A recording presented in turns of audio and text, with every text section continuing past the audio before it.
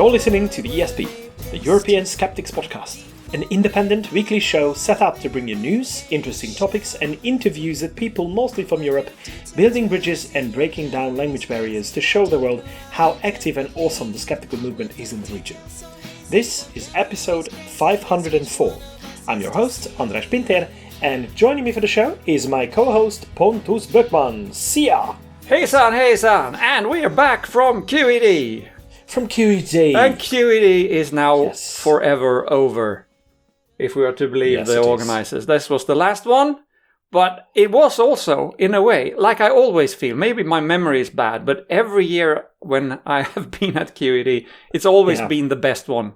So I think they went out with a bang. With a bang. They did advertise it as going out on a high. So I'm pretty sure that we all felt like that.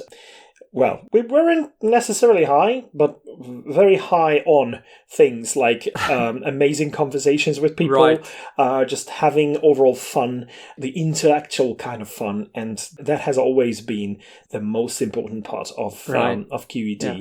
And with like-minded people, the level of inclusivity is just unmatched by any event that I have ever attended. It is. Anywhere in the world. So it's just outstanding. Yeah, it was like always extremely well organized. And this is very good. I will come back to that because we may need that in the future. But, teaser.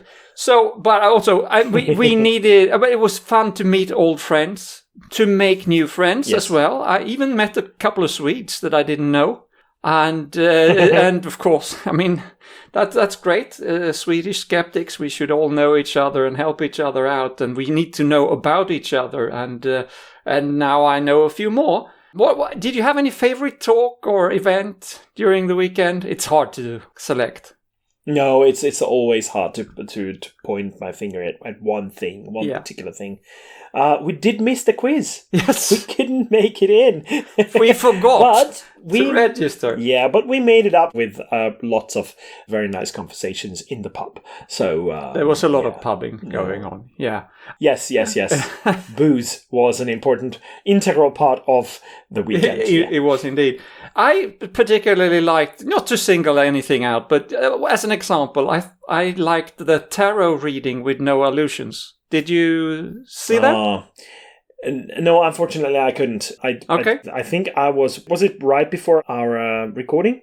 No, I can't remember when it was, actually. It was either because of that, either because of a bit of a volunteer duty. I volunteered. I wanted to get the most out of this event, so I thought that it is the last time to be an even more important part of this than just as someone doing the usual stuff. Yeah. And it was so amazing that out of the hundreds of people that paid for this ticket, more than 30 volunteers were there to help the organizers in making sure that everything goes smoothly. It's amazing. The community feeling. It is. So back to the tarot reading with no illusions. He showed very clearly how cold reading works in that kind of situation, and how you can, as a leader or what do you call it, as being the reader, how you can manipulate the mark or the target to do whatever you want to. And he did a very good thing because he role played both roles. So he was the reader and the skeptical person who didn't actually want it to be read. But he still made it very interesting. Very, very, very good. Another talk that I liked a lot was, and I'll come back to that later, but the Sacred Poisons with Dr. Cyriac Abbey Phillips, whom we will talk more about later in this episode. And of course, there's always, for the second year, there was this back and forth with Amanda. The person who's live typing all the subtitles. Who apparently lives in New Mexico. And this was at the evening entertainment. And one of the guys there started to talk to the person who's doing the typing. It was hilarious. She's fantastic. But both of them were. So it really felt like it was a pre-organized kind of interaction. But I'm pretty sure it wasn't. I don't think it was, But apparently both of them were pretty good at improvising. Yeah. It was an amazing show. I mean, really good. I heard three different people who wanted to start a fundraiser to get Amanda over for next year, but there is no next year, so that won't happen. But that would have been fantastic to have her, just magically arrive through one of the doors there. Here I am. And because she seems to have a lot of humor and be very bright. Yeah. And before we move on to talking about what's for next year, I do have something to mention in terms of what really stood out for me. And that was the X-Trials, When Law Meets the Supernatural by Naomi Ryan. The surprising part for me was that I never thought in the whole of my life that I would ever be interested in legal cases in any way or shape or form. And Naomi Ryan changed that for me. She brought some really interesting cases from the history of law to showcase how things changed in terms of handling the supernatural claims and all that. So, by the way, we do have a promise from Naomi Ryan that she would come on the show and talk about that to all of our listeners who couldn't make it to QED. So that would be great, really, because I missed that talk. But back to that, I mean, any subject can be interesting if you have a passionate person talking about something, somebody who's enthusiastic about something. Yes. It's great. And knowledgeable. Yeah. One last thing of QED. We have to say thank you so much for everybody who came to the live recording, of course. And some of you can hear yourself on the recording of last week's episode because there were voices in the background. I don't think we've ever had such a big crowd. And I felt very welcome there among all the friends, new ones and old ones. I won't mention anyone because then I have to mention all of them. And actually don't know everybody there, but I knew several of them, and I was very happy to see so many people. So thank you very much. If you were there, thank you so much for coming to see us. And I hope I'm pretty sure that it won't be the last time you will have the chance to see us in person. I'm pretty sure. Wink, wink. Okay, wink, wink. So maybe we should transition to the next thing. QED was an era that is now over, but we have to talk about next year. So as I have been hinting about for a few months now, the European Skeptics Congress, the ESC, is returning next year, and I couldn't be more excited about it. For those who are not aware, the ESC started back in 1989, so it's been around for a while. It was a European version of the American PSYCOP, or rather later it was renamed PSYCON conference. In 1994, the organization EXO, or the European Council of Skeptical Organizations, was formed to handle these conferences, and they usually happen every other year. Andras and myself, we are both on the board, and we have been for 10 years or so, I think. And since last year, I am the president of EXO. So we are both heavily involved in this. So the big news is, and this was officially announced at QED, if anybody's missed it, that the European Skeptics Congress will happen in Liverpool next year. The dates are the 16th to the 18th of October. And this time we are teaming up with the MSS, the Merseyside Skeptics. And they will help us to organize this. And the MSS, of course, is one half of the team who has organized QED for all of these years. So if you love QED, next year's ESC will be the closest substitute for a QED that you can come. The format will be very similar. We will start with an informal meeting of some kind on Thursday evening or already on the 15th because, welcome people who have traveled. And so it could be skeptics in the pub or something like that. And then there will be a skeptic camp on Friday, just like it has been on QED, organized by the same people, the SITPO online people. You know who you are. They are also great people. And then there will be the main conference over the weekend. And there will be a special council meeting, but that's just for the EXO member organizations on Sunday afternoon. That's not for the public. Yeah. So there were already a pre-sale of tickets during QED. And that went very well. It sold out quickly. But don't worry, there will be more tickets released in the spring.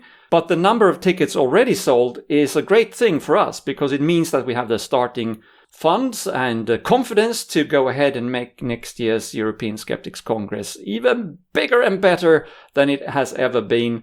It won't be quite as big as QED because the venue is slightly smaller, But there's limitations. There's some limit, but I don't think that matters a lot. And with the help of the MSS and the SITPO online team, I'm pretty sure it will be fantastic.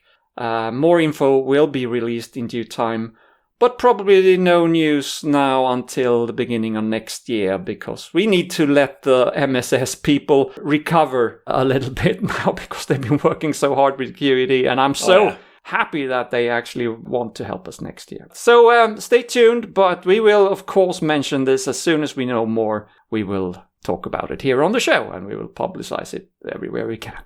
Yeah, so the date will be the 16th to the 18th of October next year, but be there one day early if you can, because there will probably be some informal thing happening on the 15th as well, on the evening, on the Thursday. Yeah, the number of pre-sale tickets shows us that there is an interest in both the continuation to some extent of what QED had to offer, as well as an European Skeptics Congress.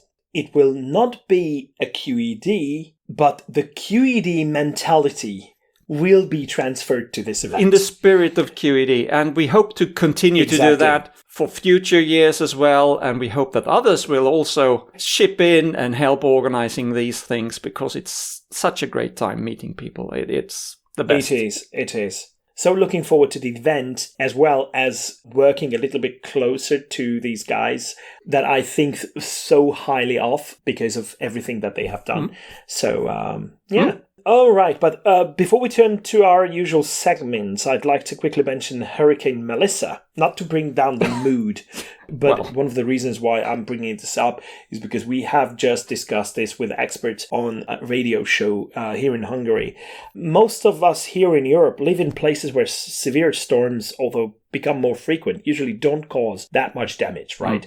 Last week, Melissa caused at least 67 deaths and tens of billions of euros worth of overall damage. And understandably, it has fueled new debate over the risks of climate change and the evolving face of extreme weather.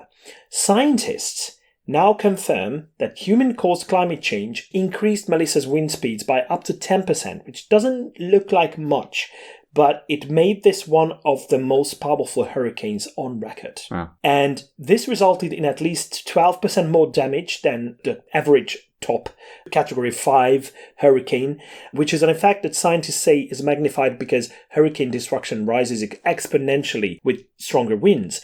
And sources differ, but reports can be found of wind speeds of about 300 kilometers per hour. That's crazy. With one Hurricane Hunter plane reporting a wind gust of 405 kilometers per hour. Wow. That is madness. And experts point to record warm ocean waters as a key reason behind Melissa's rapid intensification and destructive power. We're talking about up to 1.4 degrees Celsius above average in terms of ocean waters. These warmer waters, almost certainly due to global warming, also brought unprecedented rainfall and coastal flooding. So, looking beyond Melissa, the most recent findings from sources like the Intergovernmental Panel on Climate Change and NASA confirm a clear trend. While the total number of hurricanes may not rise, and there seems to be a consensus on this among experts, but the most powerful storms are becoming more frequent and more intense, and are more likely to intensify rapidly due to warmer oceans. This means communities worldwide face greater risks from these extreme events as our planet continues to warm. According to these sources, the development of such a devastating storm is now 4 times more likely than in pre-industrial times. So we have a lot to do when it comes to conveying the message of science. Because scientists urge not only support for disaster recovery, but also swift global action on greenhouse emissions to limit the frequency and intensity of tomorrow's storms.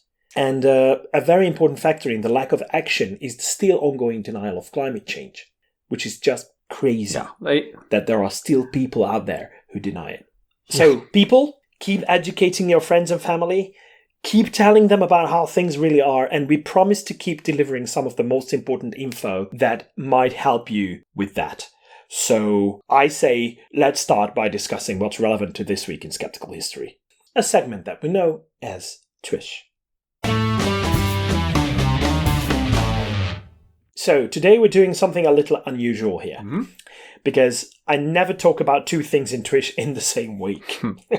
But this week, the 4th of November to be precise, marks 2 anniversaries that have profoundly shaped the Europe that we live in.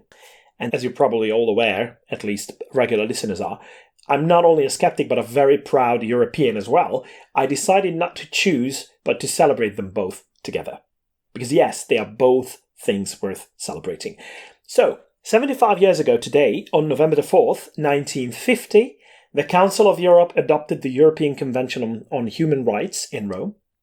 And exactly 20 years ago, in 2005, the European Centre for Disease Prevention and Control, or ECDC, officially began its mission in, do you know where? Italy? I don't know.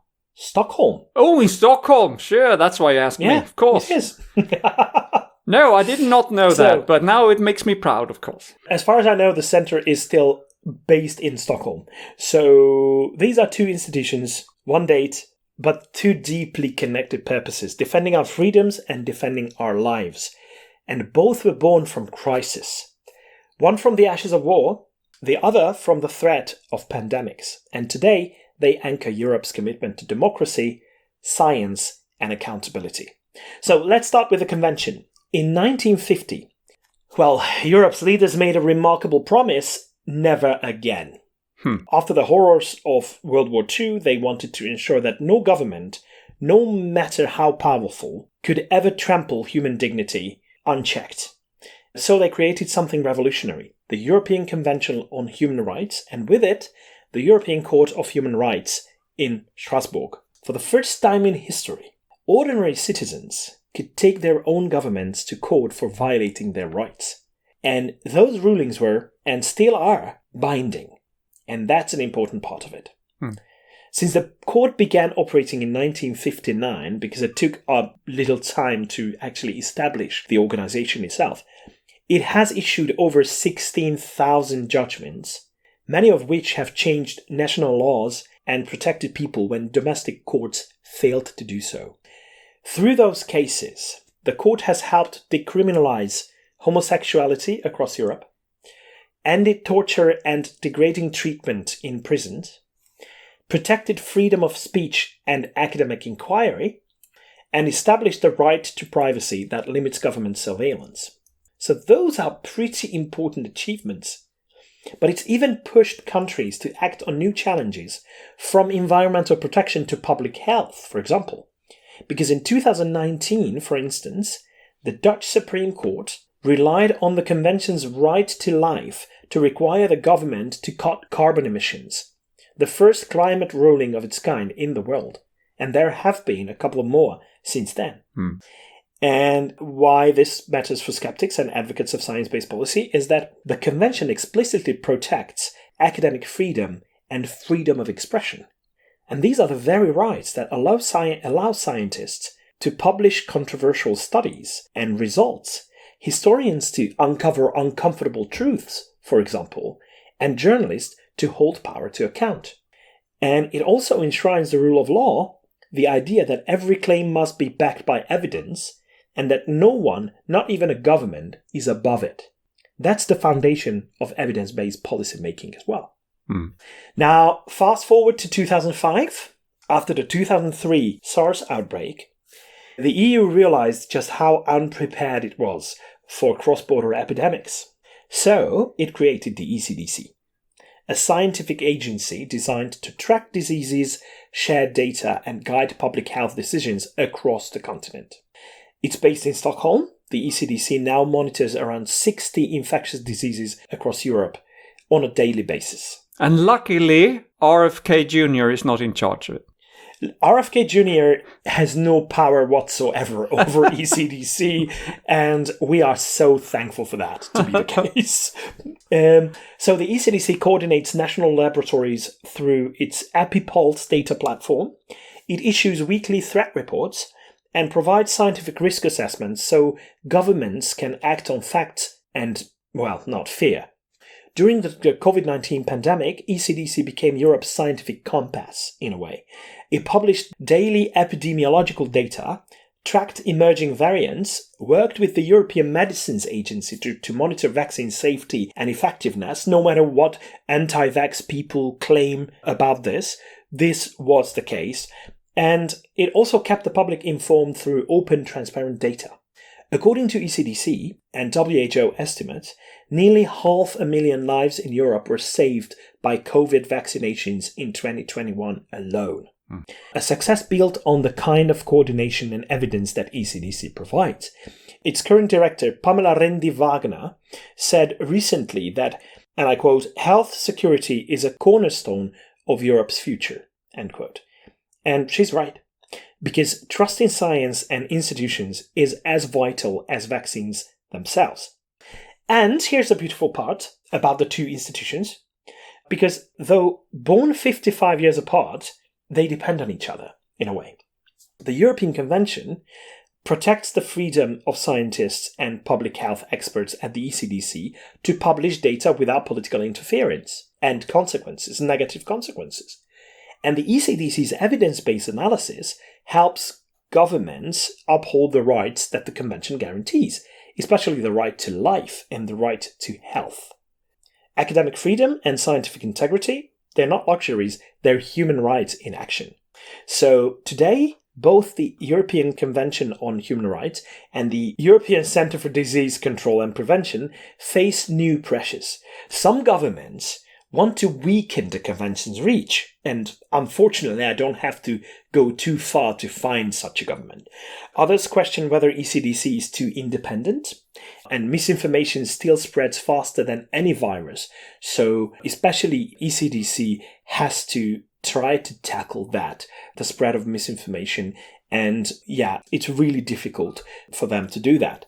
But after 75 and 20 years, respectively, they remind us of something essential. Democracy and science are inseparable. Human rights ensure that truth can be spoken. Science ensures that policy is grounded in reality.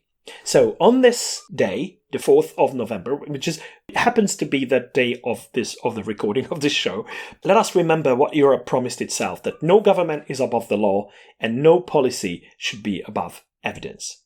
Here's to the European Convention on Human Rights at 75 and the ECDC at 20. Two institutions proving that facts and freedoms are stronger together. Yeah. Hey! Yeah, very good. But answer me this, Andras. Apart from peace, free trade, freedom of movement, democracy, human rights, and healthcare, what has the European Union ever done for us? Yeah, I knew at the beginning where you were going with this. Have you seen that video that was about Brexit, featuring Patrick Stewart as a Prime Minister? Yes, I've seen it. Yeah.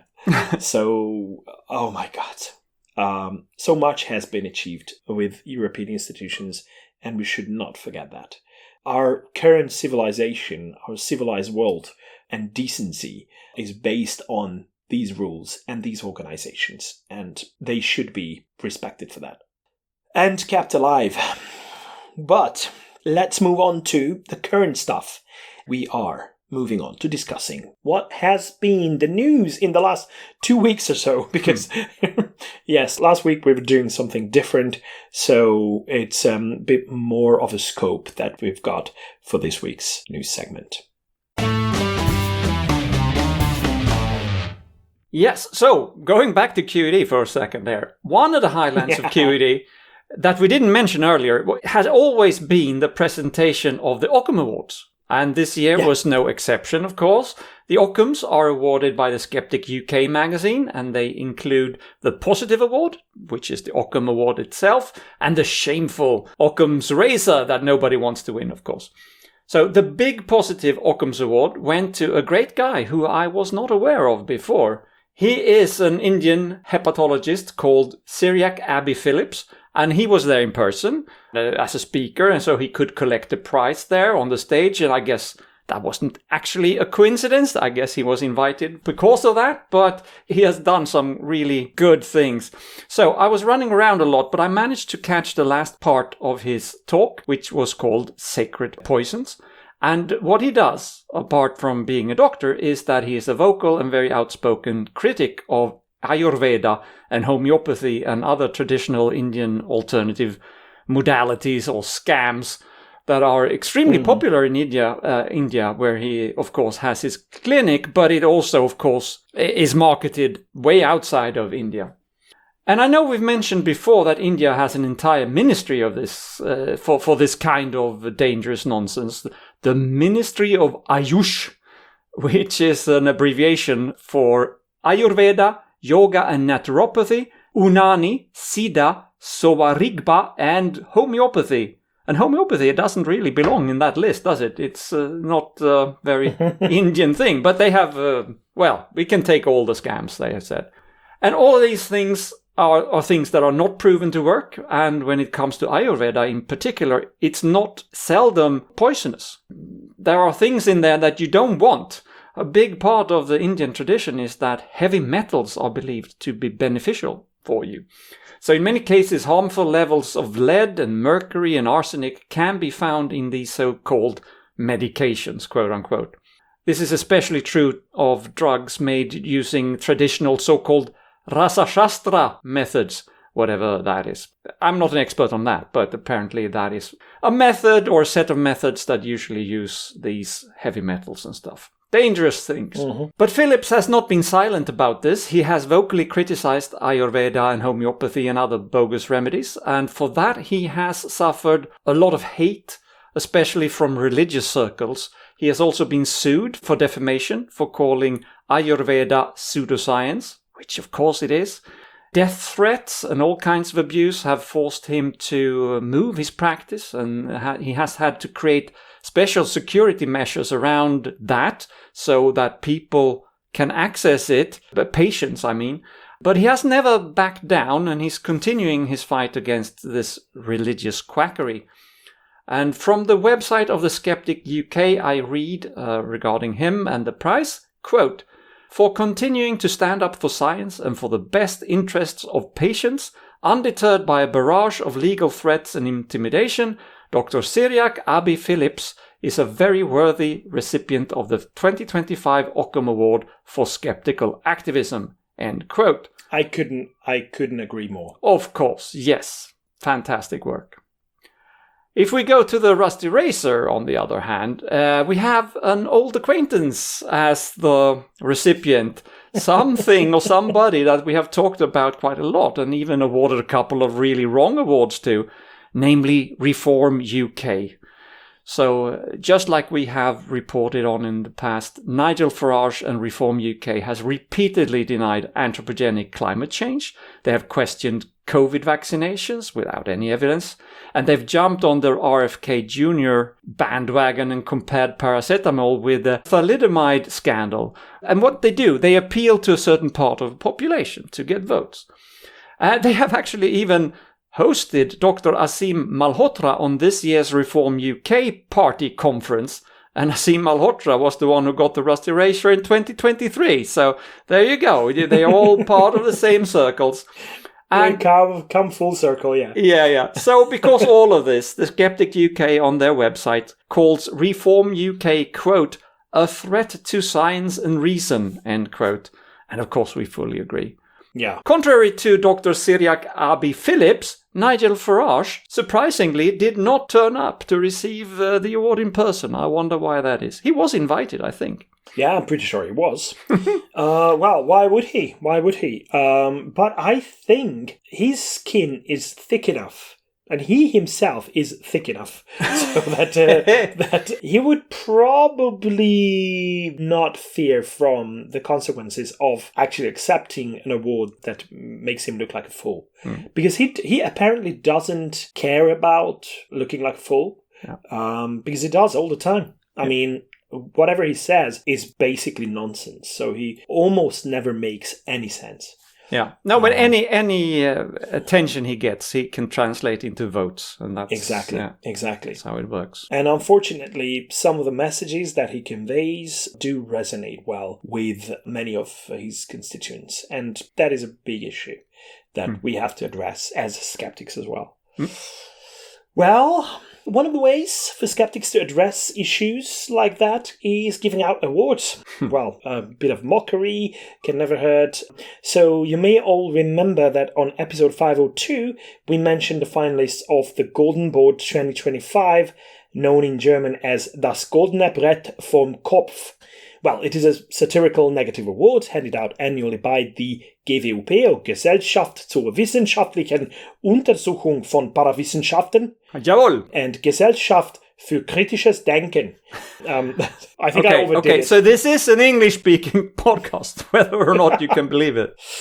So it's German, the very historic German skeptical organization and the Austrian skeptical organization that hand out this annual award together. At that point, when I mentioned this, I underscored the importance of following how the award criteria are applied, such as pseudoscientific content, criticism resistance, commercial or financial interest, and outreach. And in a ceremony held in Vienna on the evening of the 25th of October, the award was presented to the German podcast Hoss und Hopf. And the jury's reasoning for awarding Hoss und Hopf the prize is the following.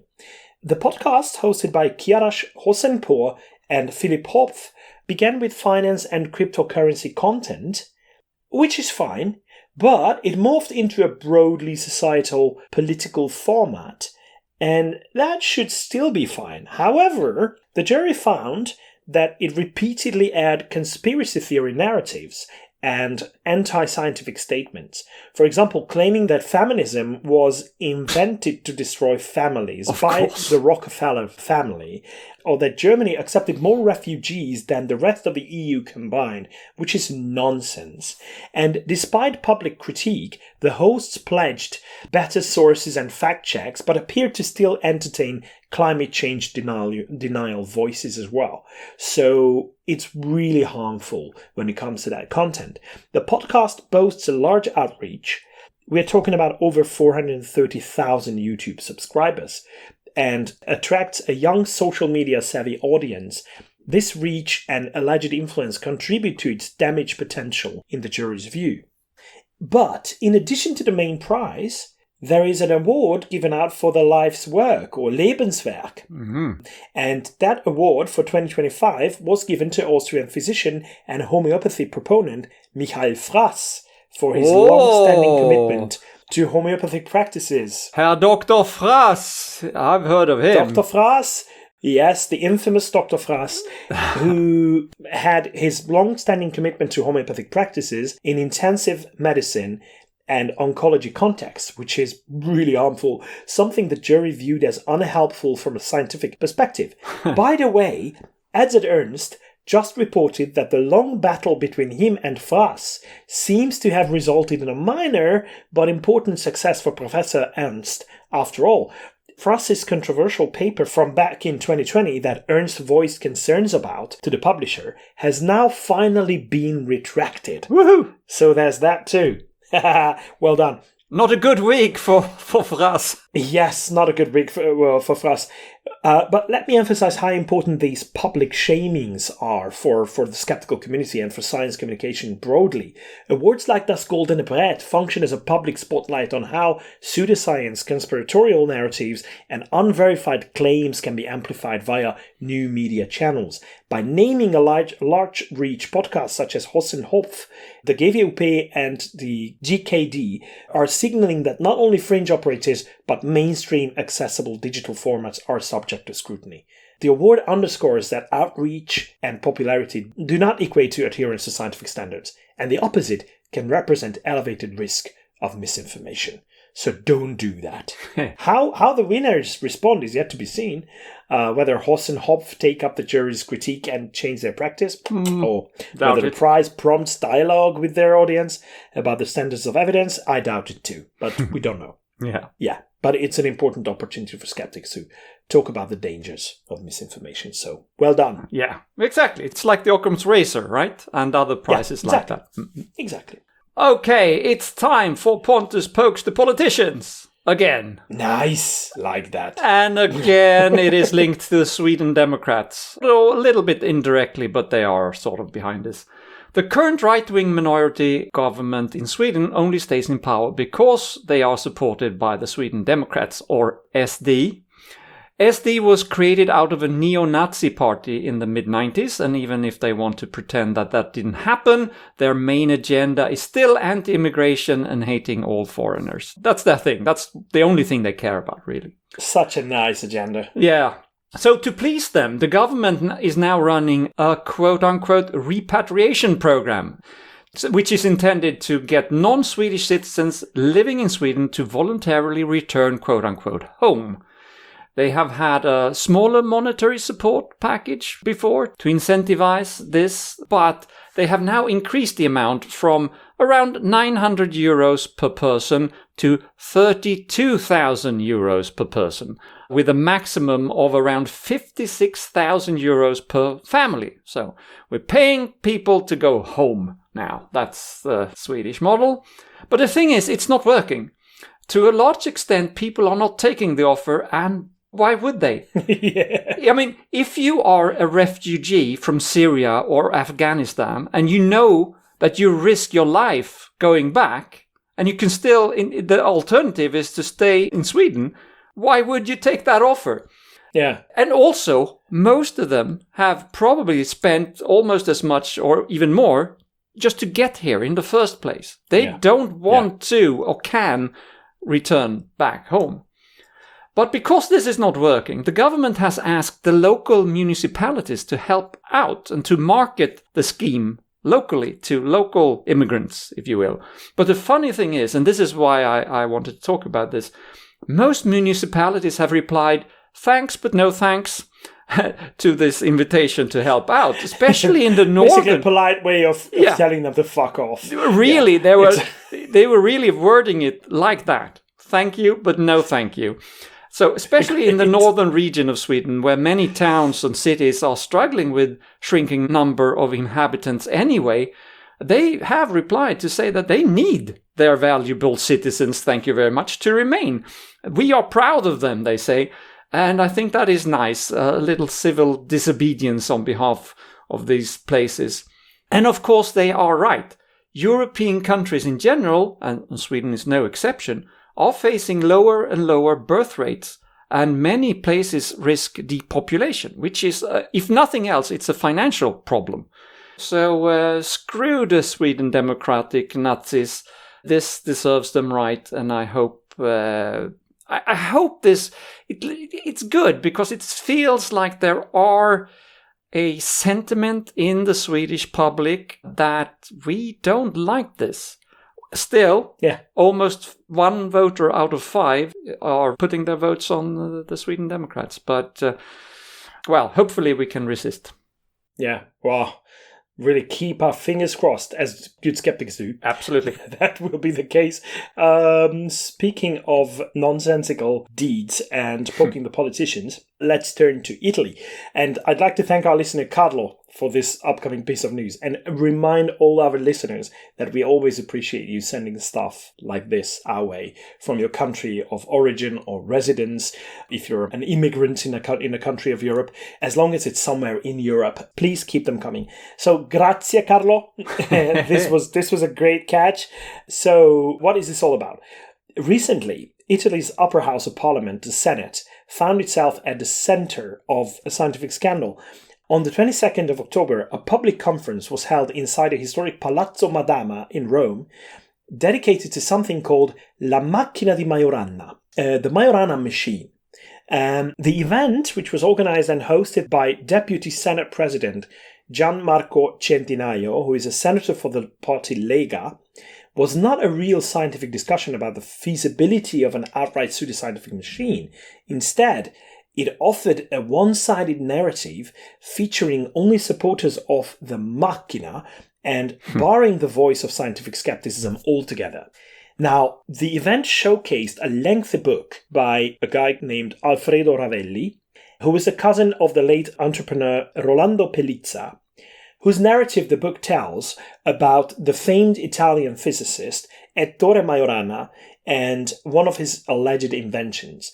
The whole story starts in 1938, when Ettore Majorana a genuinely brilliant physicist of the legendary Viapanisperna boys, he vanished mysteriously in 1938. So that was already very disturbed times in Europe. But fast forward 20 years, Brescia entrepreneur Rolando Pelizza claims that he has met Majorana in hiding in a southern Italian monastery where the scientist had kept working. And according to Pelizza, Majorana entrusted him with plans for a revolutionary device, basically a 52 centimeter cube, that was set to rewrite the laws of physics by the following. It was said to be capable of annihilating matter, generating infinite amount of energy, transmuting lead and foam rubber into gold, neutralizing nuclear waste, and rejuvenating people. That comes in very handy. Where can I buy one? Well, you can't, unfortunately. But in theory, it is set to work, at least by Pelizza. And the machine was supposed to be powered by just 40 watts. And it's all based on something that is called New Physics by Pelizza. If it sounds too good to be true, well, it is. So no. But this whole thing didn't stop Pelizza from defending these claims until his death in 2022. And he suggested shadowy powers blocked development of the machine. And that's a tale that's found ample support among mystery enthusiasts and conspiracy theorists, of course. And for decades, Pelizza claimed he had met Majorana and even demonstrated the machine's powers, but he never provided a single verifiable test, reproducible result, or peer-reviewed publication whatsoever. And then a physicist named Lorenzo Paletti published an in-depth book in 2024 titled The Last Secret of Majorana, Rolando Pelizza's Machine. And in this book he writes, and I quote, "Despite the story's allure, Pelizza never produced verifiable, reproducible evidence, neither for his supposed link with Majorana nor for the machine itself. The supposed proof, such as letters and photographs, failed independent verification.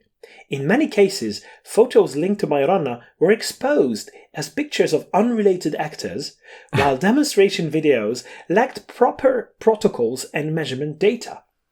Absent public data, replicable measurements, and scientific peer review, this remains a story, not science." End quote. And, well, if Pelizza's claims sound like alchemy to you, is because, in fact, that's exactly what it is. No wonder it doesn't work. Physicists have pointed out that these claims violate nearly every principle of modern science. Matter-antimatter annihilation, for example, produces lethal gamma radiation, not free green energy. Transmutation requires nuclear reactors or particle accelerators, not a box on a table powered by 40 watts. And there is, needless to say, no known physical process that can reset aging with a magical ray.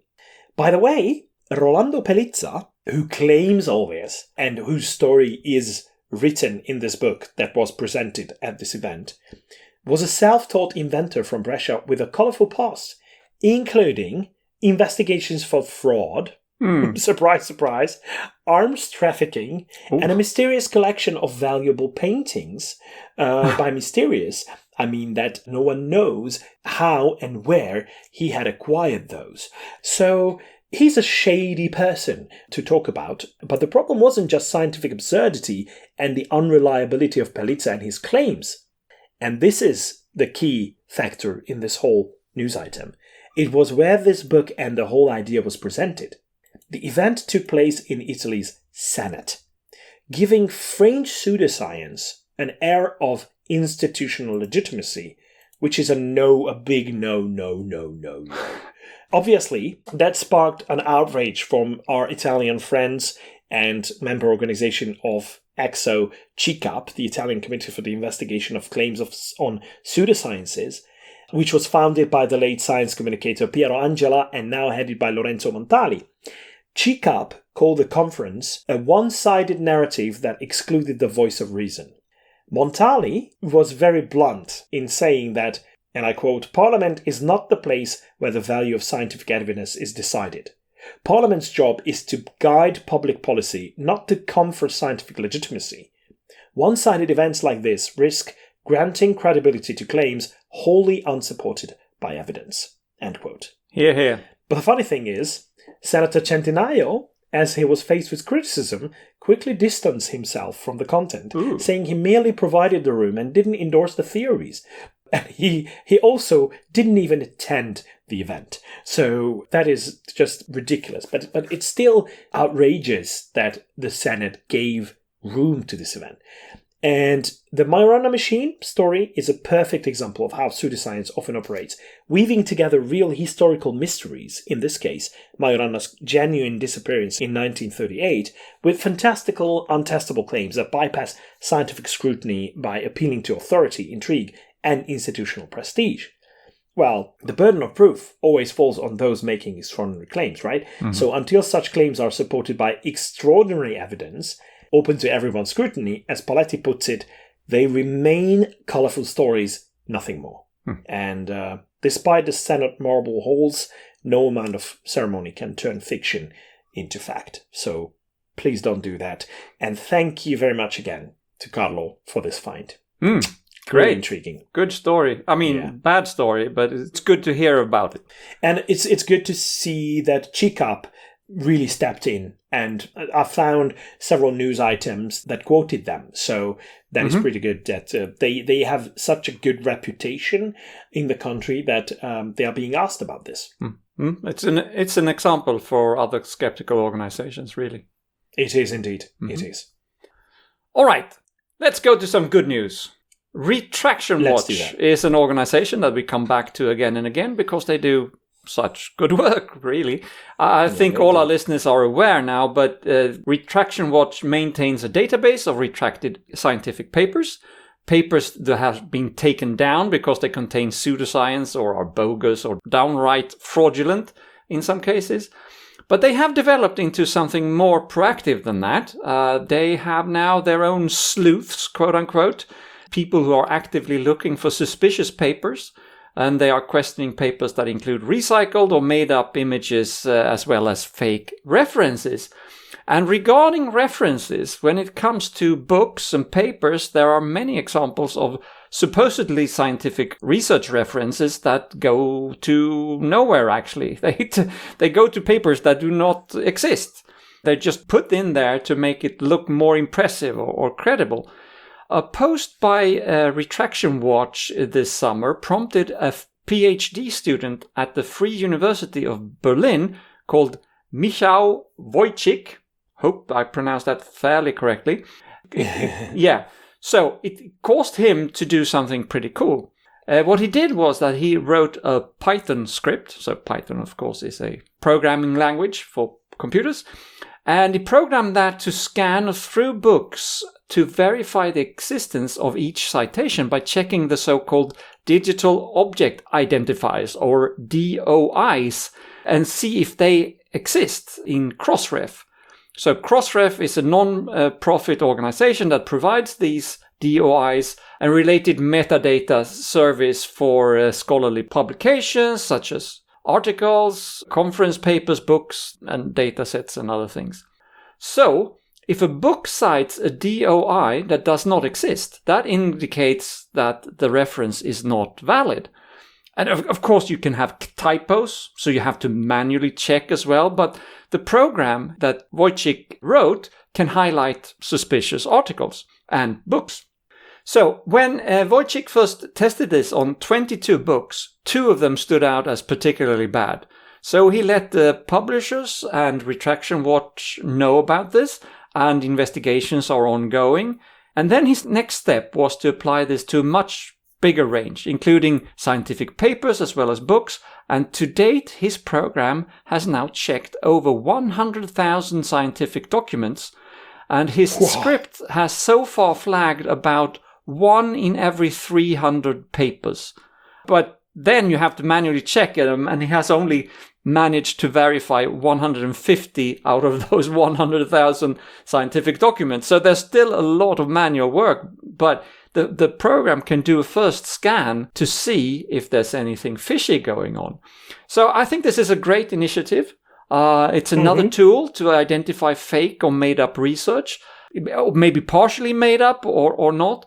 So it's also a good weapon in the search for AI-generated content. Because if you use AI, well, AI is infamous for adding hallucinated references into their text because AI thinks it should be there. It looks better if you put in these references, but it doesn't bother to check whether they are correct or not because AI doesn't really understand. It just tries to mimic what people are doing.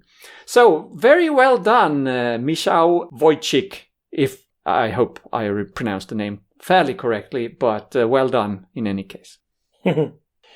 Okay, it's really cool that people do this just out of enthusiasm and that they dedicate their free time to this.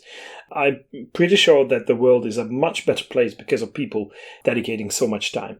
And the world is a much worse place because of people dedicating a lot of money and time as well to nonsense and manipulating the public. So this is why EU regulations came into place not too recently. But despite the new EU rules and the announcements by Meta platforms that it will stop accepting paid political, electoral and social issue ads across the EU from early October 2025, a network of pro-government Facebook campaigns in Hungary appears to be slipping through the cracks. Oh. You may all remember that on the 10th of October this year, the regulation EU 2024/900 called Transparency and Targeting of Political Advertising came into force across the EU.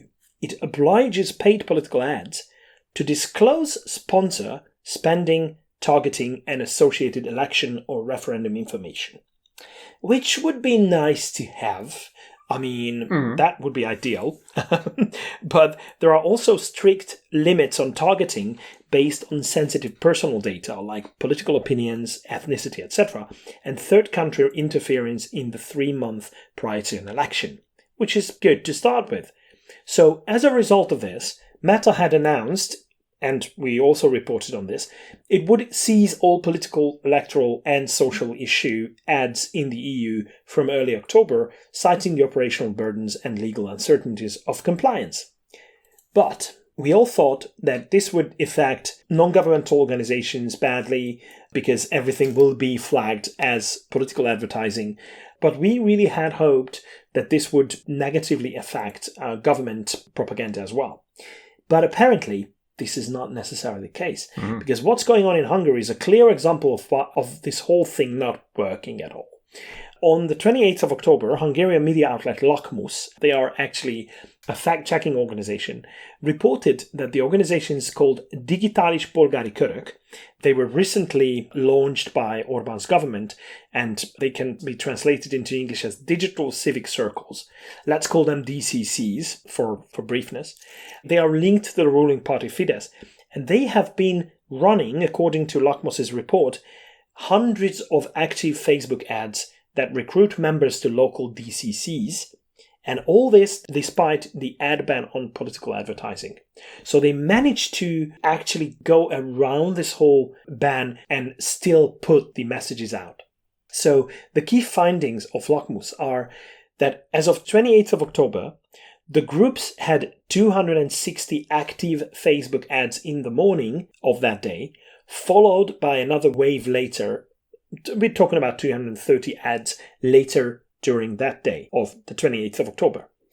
But when it comes to the long term, between the 6th of October, when Meta's policy began, and the previously mentioned day of the 28th of October, Lakmus counted 624 distinct ads placed by the cynically and rather inaptly named government-affiliated company Digitális Demokrácia Fejlesztési Ügynökség, or Digital Democracy Development Agency. So the messages were formed in a way that it wasn't immediately possible to realize that they are political ads, especially if you try to assess that with a bot, because the keywords were not there. But in the Hungarian context, everyone knows what the message stands for, and everyone knows who the message comes from. And there is another thing. Many of those ads were explicitly linked to mobilizing local groups ahead of a mass march called Békemenet, or March for Peace, on the 23rd of October, and used data collection forms to gather personal details. even though they did not appear in Meta's political ads category. So that means that they could overcome this issue of being categorized as political ads and did it in a completely different way. Mm-hmm. And Meta seems to be okay with this and not doing anything about it. Yeah. And in the meanwhile, as we reported a couple of episodes ago, mammograph containing information is being flagged as political and taken down in Sweden and probably other places as well. What really concerns me is that these people know exactly what they're doing. So they know where the gaps are and they take advantage of that. And they manage to skirt the official classification of political advertising by being framed as recruitment to civic circles rather than campaigning for a party or referendum. But they still target electoral contexts and voter mobilization. It really boils my blood, to be honest. Okay, there is Meta's withdrawal of paid political ads in the EU, but the visibility and transparency of such campaigns may decrease, which will make oversight harder. And researchers warn that ad spending will shift into less regulated channels like organic posts, influencer promotions, civic group recruitment, as is the case with these. So from a democratic standpoint, that means that even if legal frameworks tighten, these workarounds emerge, and digital mobilization through recruitment ads, civic language, local groups, and data capture forms may replicate this effect of political ads without triggering full regulatory scrutiny. And that's a problem. That's an issue that we have to deal with, because it will be seen with other political actors as well across Europe and across the world, to be honest. So, yeah, I don't like to finish on something so negative. So I really hope that you have something to elevate the mood a little bit with really wrong or really right. Well, yes, I'll do my best. And this tip comes from listener Lorenzo. Thank you very much, Lorenzo. Mm-hmm. He discovered a news item from Finland, where he lives, that we need to look into. Lorenzo speculates that this happens also in Sweden, and boy, is that right, as you will hear in a moment. So let's start with some good news then. Inkeri Koskinen is a researcher of the University of Helsinki. She was on Finnish TV on the 27th of October to rightly point out that pseudoscientific personality or self-assessment tests have grown rapidly at Finnish workplaces and also at recruitment companies in recent years. So I say this is good news because there's somebody speaking up against this. That is good. Sorry, Pontus, is this something like DISC? Yes, it is. Okay, it is. Okay. You're ahead of the game. Let's see where we go. Especially, she points out that a certain thing, which is very familiar to me, a personality test called DISC, Andras, is very popular now. It alleges to divide people into a mix of 4 different personality traits. So this is a self-reported questionnaire that you take, and it gives you a rank of dominance, influence, steadiness, and conscientiousness. So, DISC. So, it gives you, or if you take the test, it gives you a color-coded personality profile based on 80 questions. So, the score lets you know if you are a red person, a blue person, a green person, or a yellow person. The reds are people who want to be in charge, likes to decide things. Blue people likes rules and regulations. Green people are supposed to be very sociable, and yellow people are extrovert. So that describes all of humanity, according to this nonsensical theory, because this is nonsense. The problem is that it has no basis in science at all. I've talked about this a couple of times before. I've talked about a Swedish guy who didn't come up in this news item, but he's very much linked to this. His name is Thomas Eriksson, and he published a series of books about this.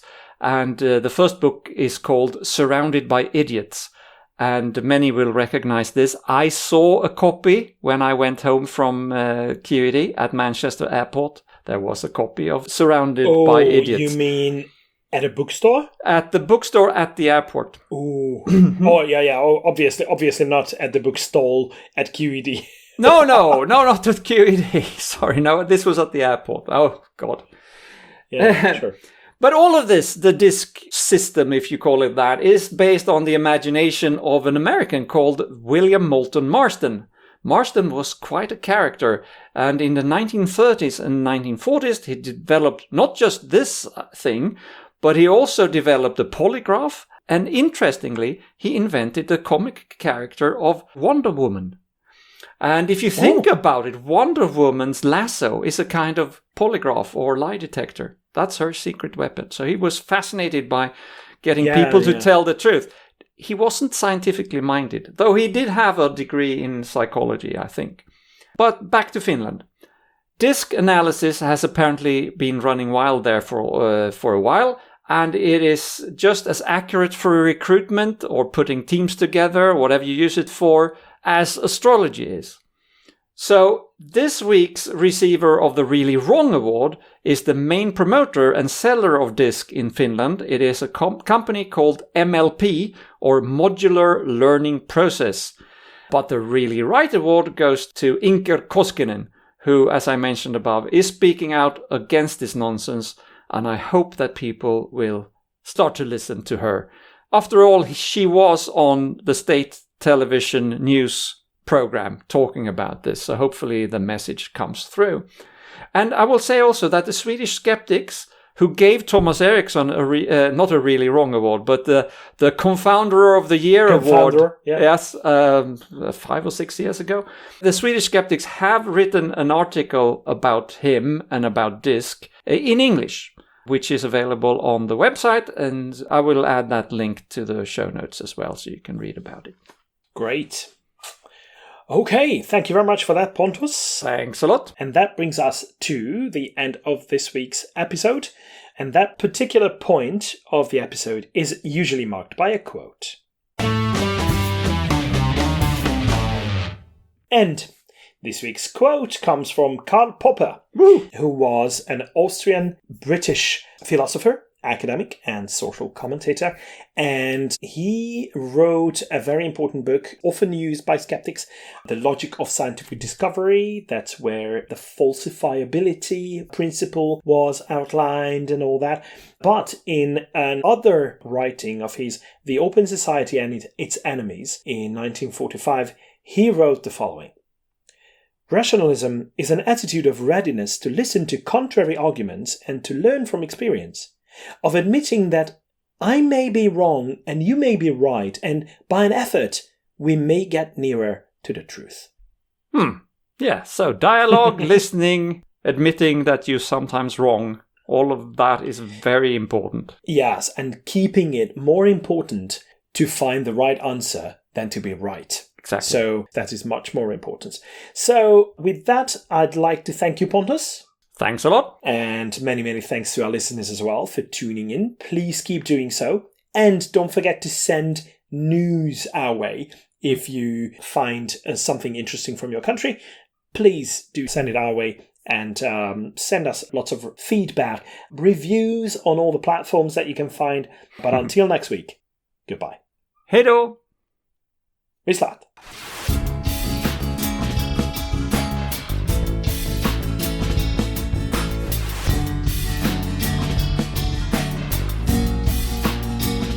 This has been your ESP experience. The show is produced and recorded by TheESP.eu. Join us again next time, but until then, please send your feedback and comments to info@TheESP.eu. We would also love to hear your ideas and suggestions regarding topics, and if you have any skeptical news from any European country, we're always eager to hear about them. If you have an upcoming local event or an organization to promote, please don't hesitate to let us know, as we are more than happy to help. All music in the program was written and performed by Keisha J. Gray and George Robb and is used with their permission. Please check out our webpage for show notes and archive material at theesp.eu. Follow us on Blue Sky at theesp.bsky.social, like us on Facebook or support our work on patreon.com/theesp. And don't forget to spread the word by sharing our content with others. I don't know how you can believe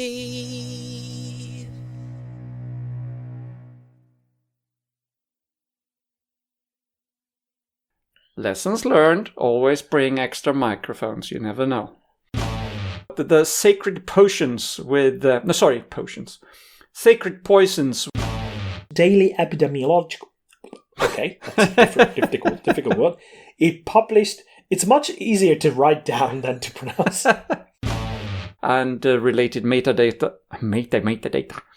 And related metadata